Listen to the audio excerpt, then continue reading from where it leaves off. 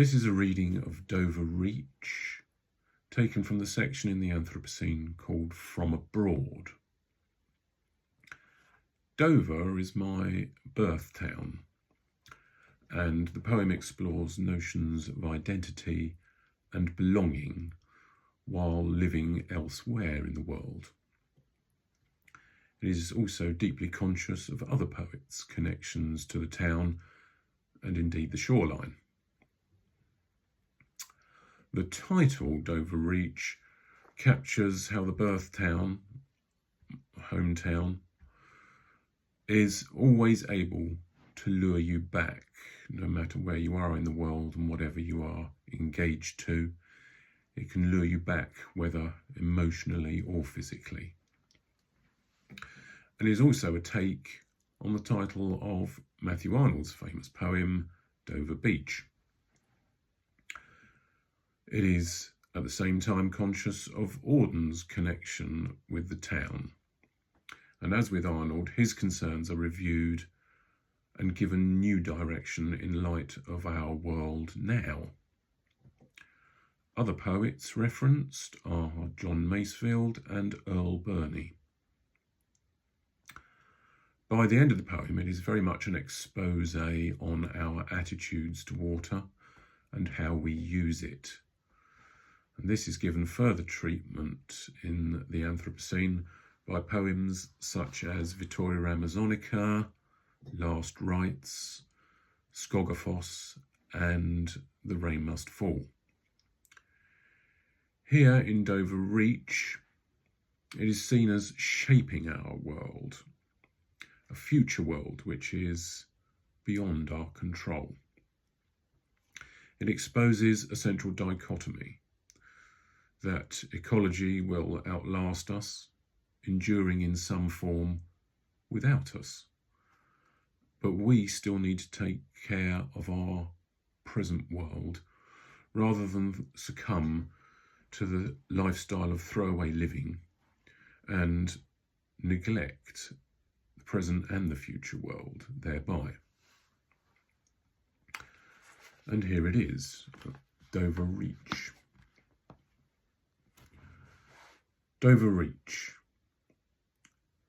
A shrill call holds me back to look again over a land of turmoil. The herring gull glides above the cliff top, riding the currents as they lift from the crag. Through the years of separation, journey, wandering, their cries have cut between the now and then, stranger still than lingering nostalgia. Between the years of war, my grandfather hung from the cliff face to prize away their eggs. Now they prize me back with their incantations. A blurred horizon, lost at sea, proof to my unearthly dislocation. Take a step back from the cliff edge. In the associated town below, there is only trivial change to sketch. The stairwells of the Georgian houses creak to a new kind of civic commotion. An atlas of tongues frequents the high street.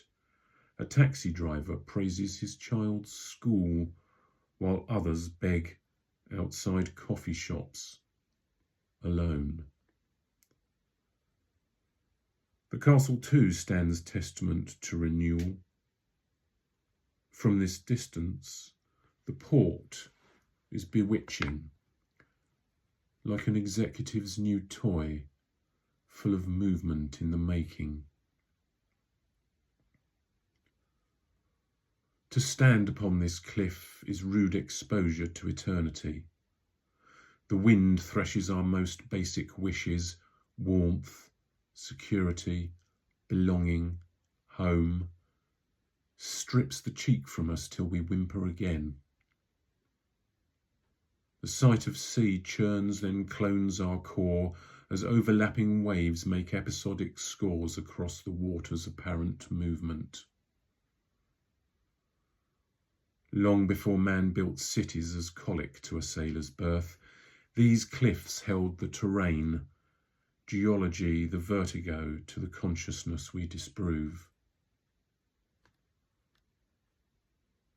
On the Strait of Dover, Caesar felt the tidal flow to agitate, flush her to another kind of sea fever. In a day the ships plough northeasterly, southwesterly upon the wave crests, vessels bound to slake the thirsts of new modernity.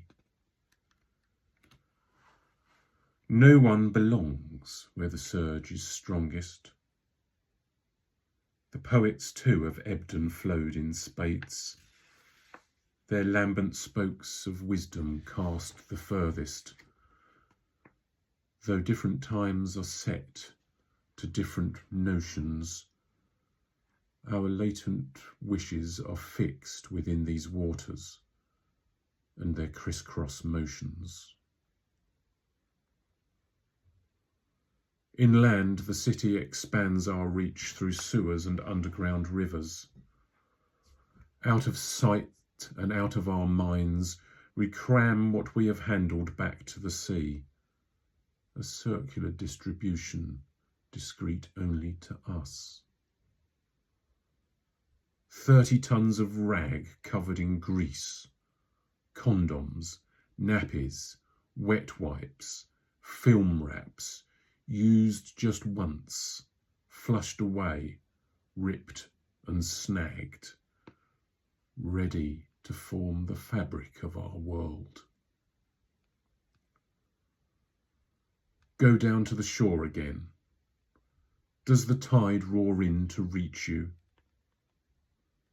The threshold of where land meets sea portends a different world is coming, frothing in the timbre of a discarded future. Where is the grating that arrested life? Does it sound as loud to us now as then, when all the world seemed hapless and the eyes of men turned on other men? It will not come, the sandy beach, ground from pebbles through the fading millennia.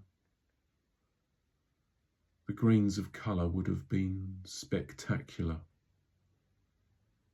but now they churn under waves of sewage, displaced by plastics, elastics, and shit.